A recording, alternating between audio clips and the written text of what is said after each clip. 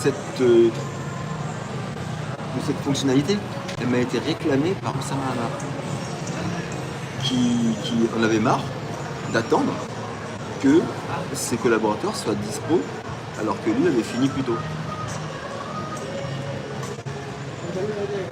J'ai les messages.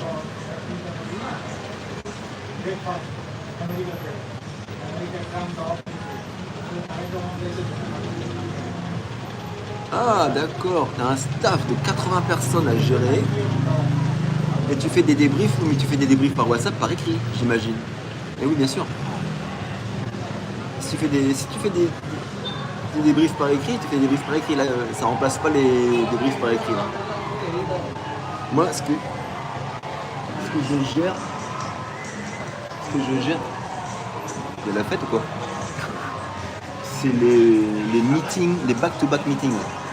Ce que je gère, c'est les... Ah bah tiens, ça y est, Ginny l'a accepté. Ce que je gère, c'est les managers qui ont besoin vraiment de faire un point oral ou visuel avec leur chef d'équipe. Voilà. Pour pas faire un point par écrit et par WhatsApp. C'est pas du tout pareil en vérité. Quand tu fais un point par WhatsApp, c'est bien, mais c'est pas interactif. C'est pas vraiment interactif comme quand tu fais un call avec quelqu'un et tu fais un point et c'est réglé. Donc voilà. Donc si vous vous contentez de faire comme ça, ouais, mais peut-être que vous vous contentez de faire comme ça parce que les calls justement ça prend trop de temps et c'est trop chiant, faut que les gens soient disponibles, patati. Alors que par écrit les gens, il n'y a pas à attendre leur disponibilité. Mais réfléchis bien, est-ce que ce serait pas mieux parfois? Parce que parfois tu te dis pas, ce serait quand même mieux que je fasse un call plutôt que échanger des messages. Voilà à quoi sert le back-to-back meeting. Jimmy. Mais Jimmy n'est pas revenu. Après ils ont des gros problèmes de réseau, de data, d'électricité.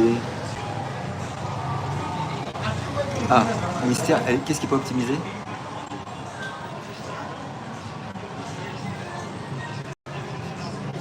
Alors quand tu dis les gens ne lâcheront pas l'habitude, tu vois, après, tu sais, les gens ont pris l'habitude. Moi, celui ou celle que je cherche à convaincre, déjà, ce sont ceux qui utilisent les back-to-back meetings. Visio ou call, déjà, de base. Donc c'est vraiment ma cible, ce sont ceux qui en font, quand même. Et surtout ceux qui en ont marre d'attendre, voilà. Mais, donc je suis bien loin de chercher à convaincre des gens qui sont passés à l'écrit et à la synchrone. J'ai essayé pendant 2 ans de convaincre les gens d'appeler plutôt que de s'écrire. C'est mort. T'as raison, c'est mort. Il faut que les premiers arrivent à montrer aux seconds que c'est mieux. Il faut que ceux qui utilisent déjà les calls montrent que utiliser mon appli fait vraiment gagner du temps aux seconds, qui pourront peut-être du coup passer au call. Mais il faut des preuves. Mais encore une fois, c'est pas une initiative. Hein. Je veux pas avoir je veux pas avoir les lauriers. J'ai pas les lauriers de l'initiative. Moi, j'ai une initiative de talk time pour les appels à durée déterminée. Voilà. Mais j'ai pas eu l'initiative de l'optimisation du back-to-back meeting. C'est vraiment Oussama Hamar qui m'a demandé ça. Tu le connais, non, peut-être? De nom? Lilian, je ne répondrai pas. Je vais modérer. Il faut un modérateur contre Lilian, un modo de modo. Oui, l'appli est en bêta.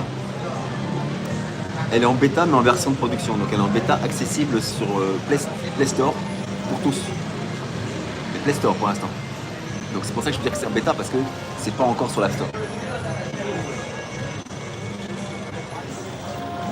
C'est peu intuitif, je sais pas si c'est peu intuitif parce que ça ressemble vraiment à une liste de contacts qui sont dans l'ordre chronologique et il y a l'horaire qui est affiché, c'est juste que tu n'as peut-être pas bien vu, mais il y a l'horaire qui est affiché, la durée des meetings, et tu les as dans l'ordre. Et l'ordre peut changer en fonction de justement des notifications. Mais c'est cool, hein, et franchement, j'ai quelqu'un là qui semble mystère, mais c'est vrai, tu te sens intéressé. C'est complètement inespéré ça.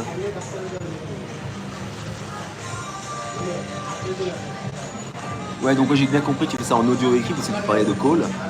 Mais si tu fais des choses un peu mélangées, c'est-à-dire que tu fais des calls, et entre deux